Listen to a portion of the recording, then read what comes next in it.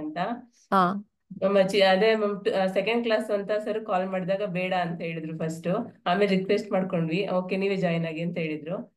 But ಅಬಿಗೆ ಏನು ಅಂದ್ರೆ peg words ಇರ್ಬೋದು, ಪ್ರೈಮ್ ಮಿನಿಸ್ಟರ್ಸ್ ಅದೆಲ್ಲ ತುಂಬಾ ಈಸಿಯಾಗಿ ಕಲ್ಸು ಮ್ಯಾಮ್ ಅವಳು. ಓಕೆ.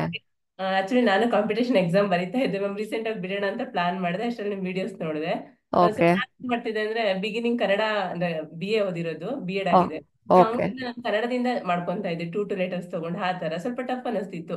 ಬಟ್ ನೀವ್ ಹೇಳ್ಕೊಡೋ ಮೆಥಡ್ ಇಂದ ಸ್ವಲ್ಪ ಈಸಿ ಅನ್ಸುತ್ತೆ. ಆರಾಮ ಸ್ಟೋರಿ ರಿಮೈಂಡ್ ಮಾಡ್ಕೊಂಡ್ರೆ ಓಕೆ. ಹಿಸ್ಟ್ರಿಯಲ್ಲೆಲ್ಲ ತುಂಬಾ ಬರುತ್ತೆ, ಮತ್ತೆ ಆರ್ಟಿಕಲ್ಸ್, ಕಾನ್ಸ್ಟಿಟ್ಯೂಷನ್, ಹೌದೌದೌದು.